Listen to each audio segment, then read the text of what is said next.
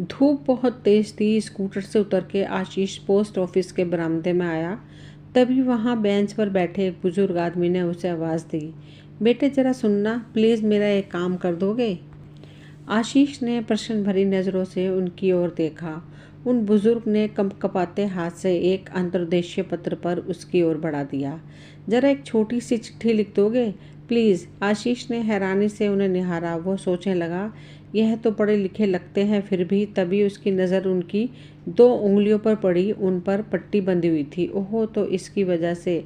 आशीष कुछ कहता इसके पहले ही वो बुजुर्ग बोले, उंगलियों में चोट लगी है ना बेटे, लिखने में बहुत दिक्कत होती है। कोई बात नहीं, कहते हुए आशीष ने अपने पन से उनके पास बैठकर अंतर्देशीय पत्र अपने हाथ में ले लिया और बोला, क्या लिखना है? वो बुजुर्ग खुश हो गए।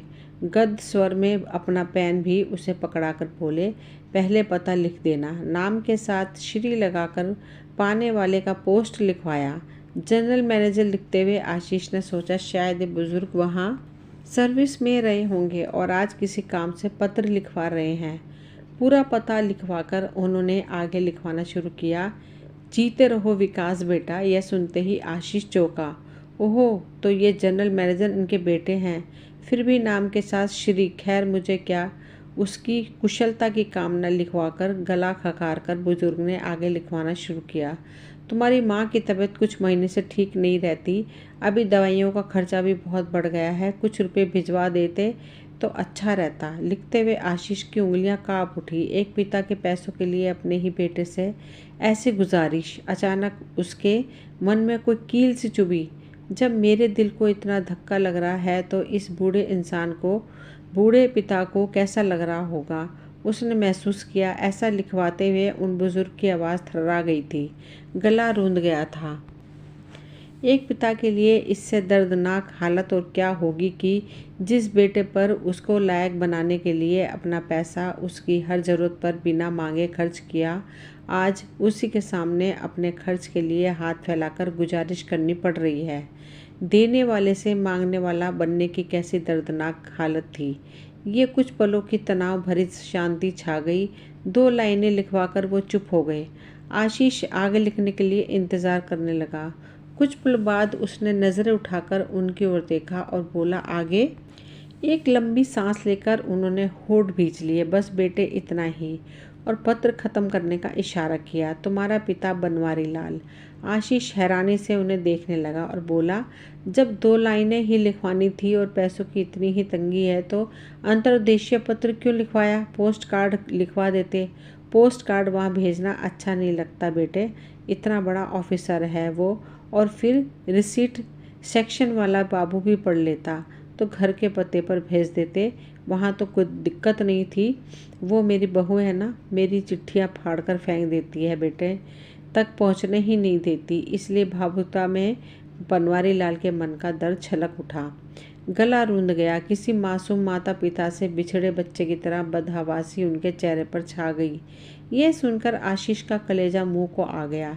एक पिता जिसने अपनी पूरी जवानी, अपनी दौलत अपने बेटे को पालने बढ़ाने और इतने ऊंचे ओहदे के लायक बनाने में खर्च कर दी, आज उसी बेटे से अपना मन का दर्द बता पाने में कितना असमर्थ है।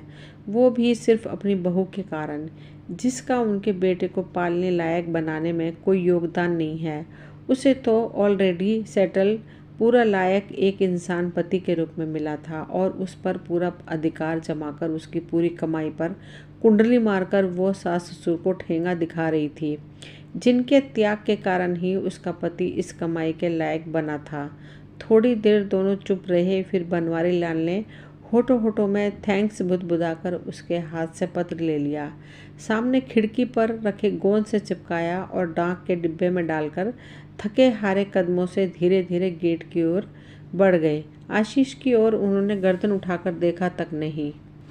आशीष उनकी मानसिक हालत समझ रहा था। अगर एक बार भी आशीष से उनकी नज़र मिल जाती तो यकीनन उनकी आंखों से आंसू ढुलक पड़ते।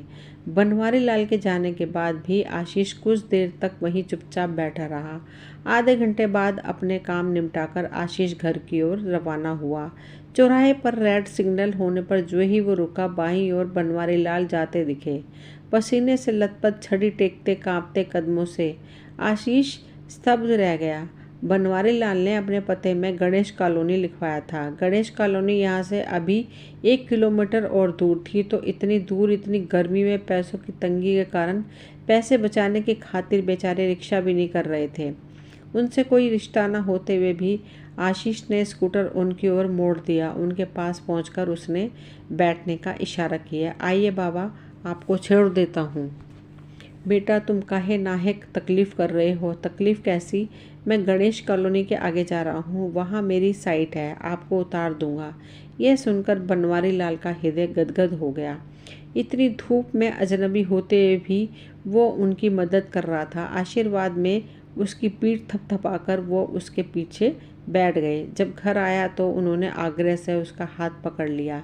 2 मिनट घर तो चलो बेटे। आशीष समझ गया वे उसे कुछ नाश्ता पानी करवाना चाह रहे होंगे, मगर उनकी आर्थिक हालत भाप जल्दी का बहाना बनाकर जाने लगा, तो उन्होंने कसकर हाथ पकड़ लिया और बड़े अपनेपन से बोले, देखो तो मेरे हाथ के लगाए नींबू आंवला हैं, इनका शरबत गर्मी में बहुत राहत देगा। फिर ठीक है, इन्हें कोई खर्चा नहीं करना पड़ेगा। यह सोचकर आश्वस्त हो आशीष अंदर आ गया। उनके घर की हालत बहुत जर्जर थी। बुजुर्ग ने आशीष को बताया, 30 साल पहले जब इधर सुनसान था, नई कॉलोनीज बनना शुरू हुई थी, बनवारी लाल ने सस्ते में 2 प्लॉट खरीद लिए थे। एक में बैंक से लोन लेकर घर बनवा लिया, दूसरे में बगीचा लगा लिया। शरबत से आशीष को इस भयंकर गर्मी में वाकई बहुत तरावट मिली। जाने लगा तो बनवारी लाल की पत्नी जमुना प्लास्टिक थैली में 25-30 नींबू ले आई। आशीष को संकोच हुआ। अभी गर्मी में नींबू, वो भी इतने बड़े बड़े, 2 रुपये में एक बिक रहे थे। बनवारी लाल बेचते तो बनवारी लाल ये ताड़ गए कि अपनेपन से उसका हाथ पकड़ा और बोले, 3 पेड़ हैं बेटा, फूलों के भी हैं, आस पड़ोस में सबको बांट देता हूँ। सही तो है, इस तरह पड़ोसियों से अपनापन भी बना रहता है, वरना इनका अपना बेटा तो सैकड़ों किलोमीटर दूर, वो भी निर्मोही। यह सोचते हुए धन्यवाद देकर आशीष चला गया। बनवारी लाल का मन बेहद अशांत था। वे बेचैनी से घर में इधर उधर चकरघिन्नी से घूम रहे थे। दिमाग में विचारों का तूफान चल रहा था। कुछ फैसला नहीं कर पा रहे थे। क्या करें? उस दिन के बाद इन 15 दिनों में आशीष 3 बार उनके घर आया। 2 बार अपनी पत्नी को भी साथ लाया था। एक अपनापन बन गया था उनके बीच। आशीष की पत्नी नेहा के कारण पहली बार उन्हें बहू का सुख मिल रहा था। भले ही वो पराई थी, पर उन्हें अपने सास ससुर की तरह पूरा सम्मान दे रही थी। मगर आज जब आशीष आया तो उन्हें विचारों के भंवर में डूबता उतरता छोड़ गया। वो कुछ तय नहीं कर पा रहे थे कि आशीष के प्रस्ताव का क्या जवाब दें।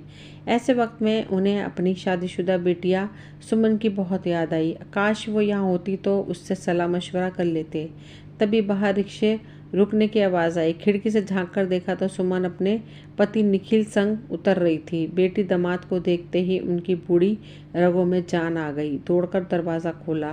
तब तक सुमन निखिल बरामदे में आ गए थे। बेटी को गले लगाकर वो भावुक हो गए और बोले, बिटिया तुझे ही याद कर रहा था और मैं आ गई। खुशी से तिलक कर सुमन उनके गले लग गई। उन्हें लेकर बनवारी लाल अंदर आए। हालचाल पूछने के बाद बनवारी लाल के मुंह से निकल गया, एक उलझन में हूँ बेटी, इसलिए तो हम आए हैं बाबूजी।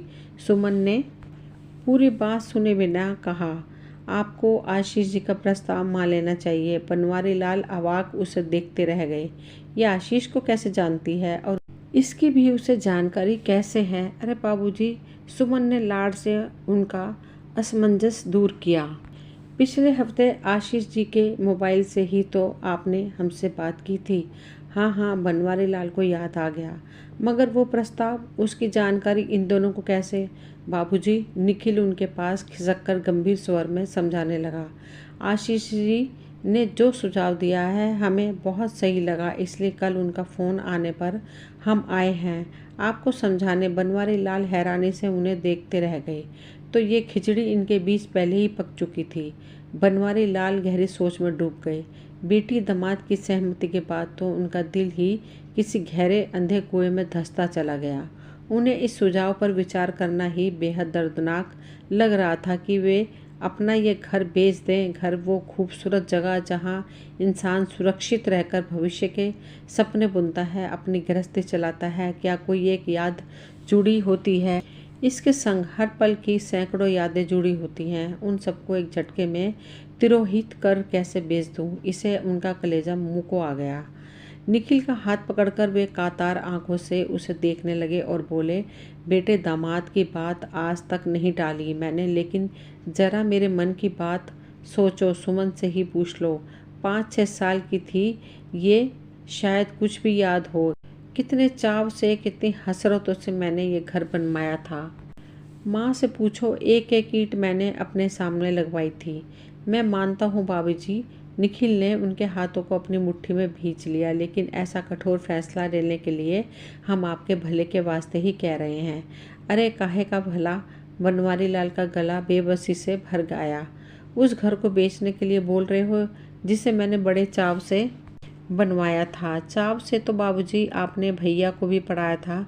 दखल देती सुमन की आवाज़ थोड़ी कड़वाहट के साथ दर्द में डूब गई। क्या मिला आपको? यह सुनकर सैकड़ों टन पत्थरों के नीचे दब गया बनवारी लाल का मन। अपने बेटे के लिए कितने सपने बुने थे उन्होंने।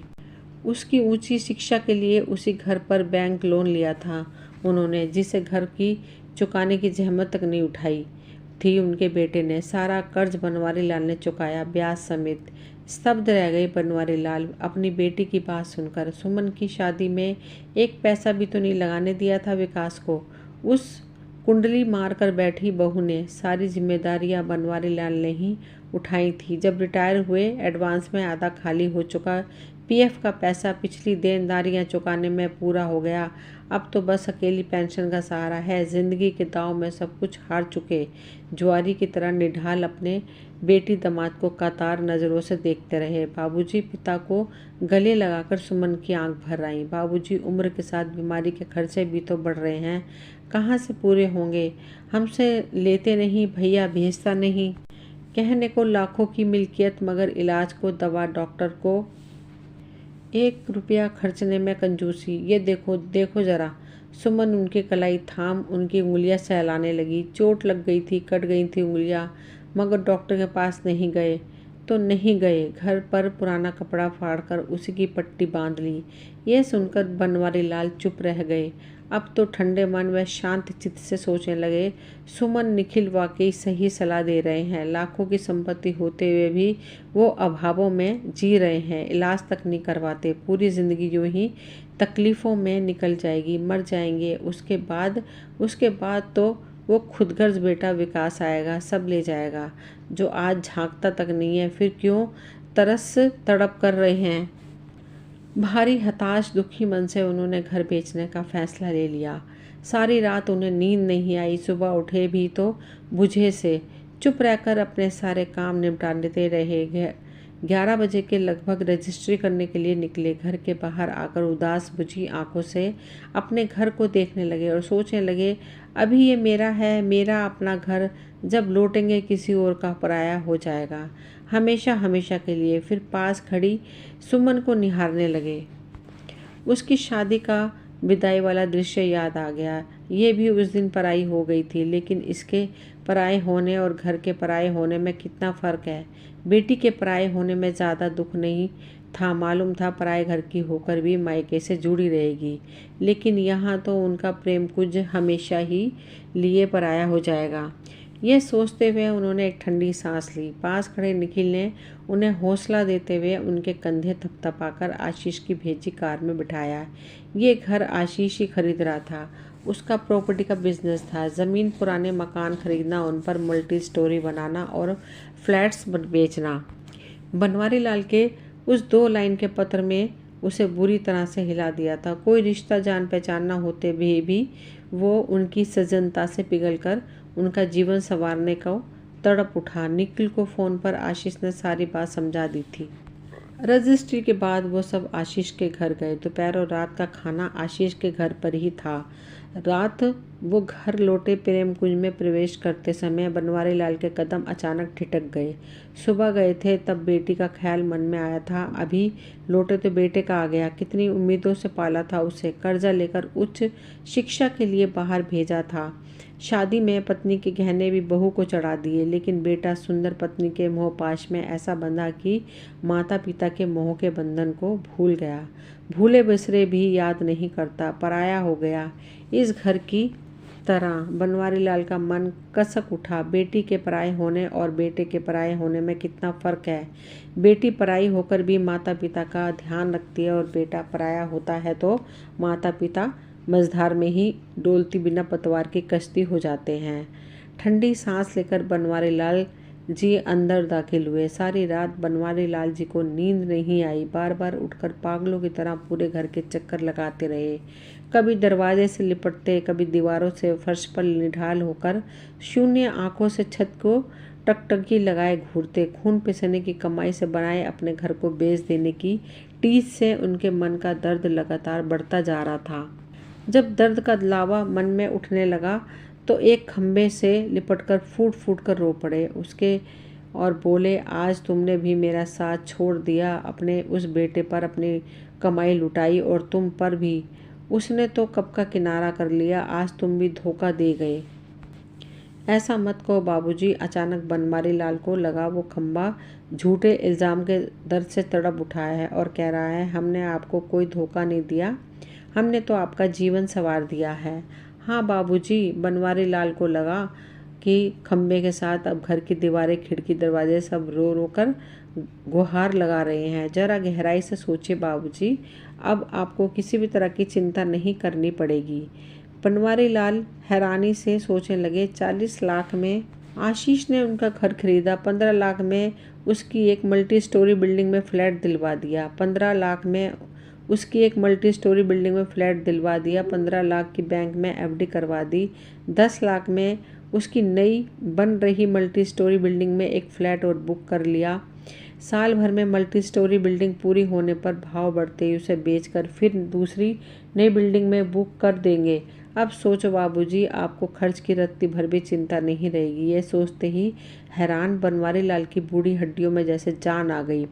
बेटे ने तो बेजान जानकर उन्हें यादों के कूड़ेदान में फेंक दिया था, लेकिन इस बेजान घर में उनमें जान डाल दी। बनवारी लाल अब प्यार से उन बेजान दीवारों, खंभों, खिड़कियों और दरवाज़ों को दीवानों की तरह चूमने लगे। नहीं नहीं मेरे प्रेम कुंज, तुम बेजान नहीं, तुम तो अपने बाबूजी में जान डालने वाले सच्चे सपूत हो। दोस्तों, ये कहानी यहीं तक थी। इस कहानी के राइटर हैं प्रकाश महेश्वरी जी। बहुत ही दिलचस्प और दर्द भरी कहानी है। मुझे उम्मीद है आप सभी को पसंद आई होगी। अगर पसंद आई हो तो प्लीज़ लाइक, शेयर, सब्सक्राइब करें, वीडियो को शेयर करें। मिलती हूँ अगली कहानी में, तब तक के लिए थैंक यू।